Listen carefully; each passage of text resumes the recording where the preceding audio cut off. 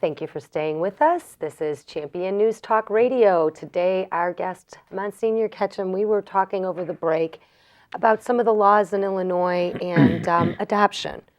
Can we talk a little bit about that for our listeners?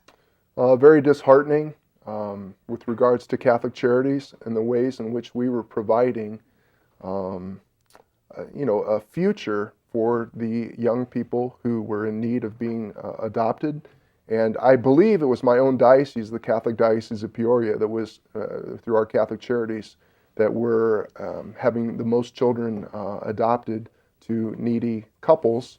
And because of the Catholic Church's belief that we believe it is immoral to put a child into the home of a same-sex couple, and now we're not able to do that any longer with regards to the government's decision that they would remove our funding from Catholic Charities. So basically, we have shut down our Catholic Charities. We no longer provide the services for couples to adopt children, and it's really disheartening. I know my own Bishop Daniel Jenke, has been very passionate about this issue, very vocal, and I commend him for his leadership in that. But it's so disheartening now that Catholic Charities for so long has done such wonderful things, and now because of this issue, and we're no longer able to provide those types of charity. But this is quite in contrast to our constitutional freedom of religious liberties. It most definitely is. This thing came about here in Illinois as well because they passed a law down there about civil unions so that two guys can make a family. And that's impacted this business on Catholic Charities and so on.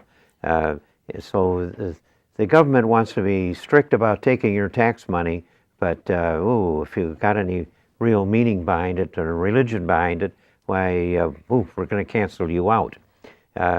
This kind of, just think of the ramifications of this. This fellow, Rutherford, was the only Republican senator that voted for this stuff, and this guy thinks that he might be governor someday. He's totally unsuited because he doesn't understand the ethical arrangements that people should have with each other. And you don't want to disrupt the American family, the family of the ages, that we live with each other and help with these family values. Two men are not a family. Think of the practical things that happen with what Rutherford voted for there. If you're a businessman and you've got a health plan, you may have some guy that has a friend who's a homosexual and has caught AIDS. And so with this thing, he can say, well, now we've got a family, we want to be on the family program at work.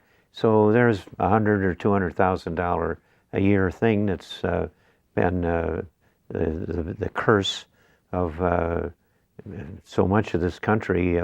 There's something in the order of 40,000 people a year that die from AIDS in this country, and yet we're told that homosexuality is okay to the point where two men can be a family. And so we can handle the horrible result of two men getting their jollies in such an unsanitary way. One would expect trouble. Jack, you might be surprised by the amount of young people that I encounter at the University of Illinois who really have this unsettling feeling that there is some type of conspiracy going on, from government levels. And it's really damaging our young people. They find themselves unsecure about what their future is going to look like. I was just talking with one young man last week who really wanted to become, in the medical field, most likely a doctor, but he chose not to pursue being a doctor. Think how great that would have been. He chose not to be a doctor because he was uncertain about what doctors would be required or not required to do in the future. That's not unusual. That is not unusual. My husband's cousin's a dentist, and he says he doesn't want his girls to be dentists because of the health care. What I find interesting, University of Illinois just came out with a study over all the cities in America, and they deemed Chicago the most corrupt city in the nation. Yet our Attorney General, Lisa Madigan, has not prosecuted one corruption case in Cook County. but set her sights on something like Catholic Charities that has been providing children a home for decades. You know what? I've got a question for you. Very good comment. Yes. What about these children that are adopted by gay couples? Because there are other places that will do that, correct? So why not allow the Catholic faith to do what the Catholic faith does? It's a use. Exactly. We were looking for that exemption, and that's what we were asking. Just let us keep doing. And certain people in government have recognized the good that Catholic Charities have done for many generations. Just let us keep doing what we wanted to keep doing. The Catholic Church was not asking them not to preclude these other institutions that are doing gay adoptions. That's correct. There was nothing that you weren't pushing your agenda on them. I can't say that we endorsed it. We did not Of course, endorse I'm it, not- but right. we were saying just let us keep doing what we want to do, what we're called to do by the gospel. In all fairness, there are Lutheran and Jewish hospitals and other things that are doing marvelously good work, driven by decent religious principles. That the government puts itself as the arbiter of what people can do, replacing your family and history and religion. The arrogance of this Mr. Obama is unbelievable. It's a usurpation of Our freedom of schools, our K-12 school system really stinks at teaching people how they should act. Morality is completely out of them, and that's too bad. And the bad record of the schools, with the government running them, they want to run our medicine too. I don't think the government's capable of doing services for us. And the immorality is cyclic. It's cyclic. Something has to intervene.